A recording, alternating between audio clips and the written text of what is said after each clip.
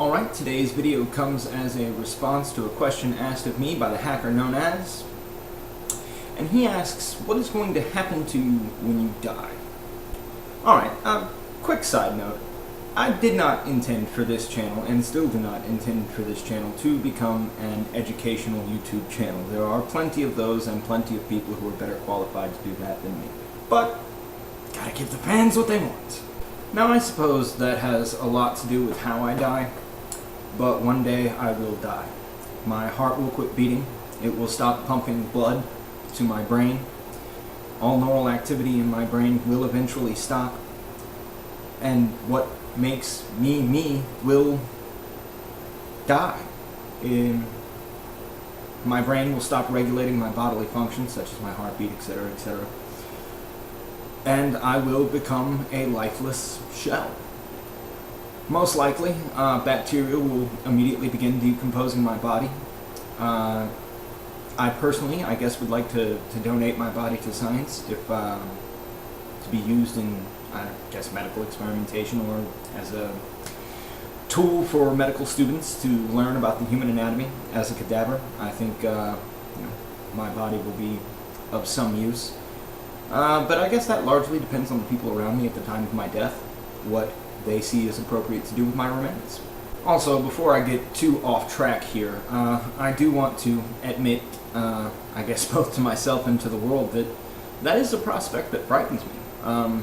It frightens me a lot.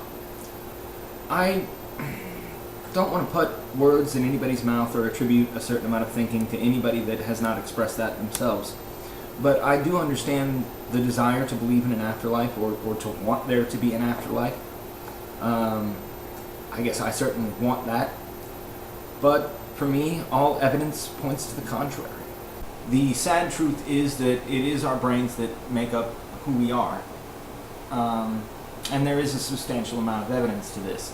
As anyone can tell you, the brain is separated into regions, each responsible for different parts of the human being. And I will be placing links down in the doobly-doo to a procedure known as the lobotomy. I'll be placing both the Wikipedia article and a SciShow video on it, educational YouTube video on it, so that you can check it out for yourselves. Now, what the lobotomy does, or what the standard lobotomy does, is that it will drill a hole either into the side of your head or beneath your eye, and it will separate the frontal lobe from the thalamus. The thalamus is the region of your brain, well, no, you can look up the thalamus. Now, this procedure has been done to people here in the United States approximately 50,000 times. Time and time again, every single time the standard lobotomy was performed, it has destroyed a person's personality. This was typically done to people who suffered from mental disorders or mood swings. It became very vogue in the late 40s, 50s, early 60s, and it absolutely destroyed what a person was. Yes, it alleviated the symptoms of mental disturbances, schizophrenia, etc., etc., but it destroyed people's creativity. Artists stopped painting, writers stopped writing. People simply existed. They had lost their humanity. There are also thousands of other cases of people suffering brain damage, either through defects or through physical injury, that has radically changed their lives. Be it through memory loss, personality changes, the inability to regulate bodily functions. And every time that a brain is damaged, it changes who we are. Our brains are where our mind is. Our brains are where our emotions are, where our memories are, and my brain is what makes me me. Now, I do want to address another concept of religion, one that I think is dangerous and one that I think is radical, and that is the concept of an afterlife. Anybody who knows me, which hopefully isn't too many of you people, but they will tell you that I am an avid video game fan.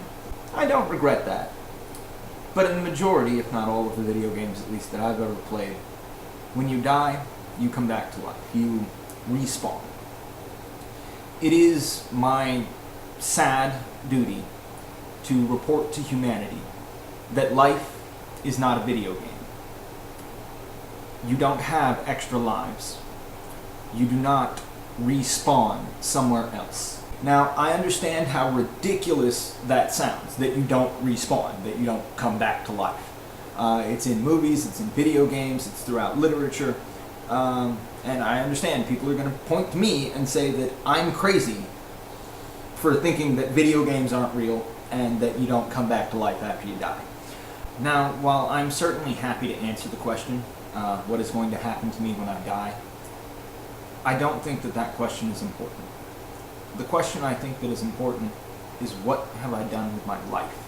Now, everyone living, and everyone who has ever lived or ever will live, has an inalienable right to come to their own conclusions. And I have come to the conclusion that it is not appropriate for me to follow a doctrine of evil. It is not appropriate for me to follow a doctrine that supports genocide, murder, slavery, gender inequality, and the destruction of scientific progress, all in the name of an afterlife that there is no evidence for and that does not exist.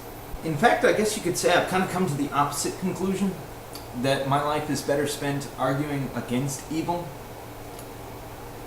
Now, I guess as the old adage says, that all that is required for evil to triumph is for good men to do nothing. I'm not making any claims to being a good man.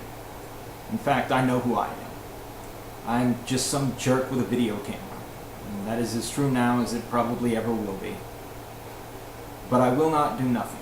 I guess to give you a straightforward answer to your question, dying will quite literally be the last thing I ever do. It's good stuff. Special thanks again to the hacker known as, and please, all of you, keep these questions coming. No matter who you are, and no matter what you believe, it has sincerely been my honor to engage in this discussion with you.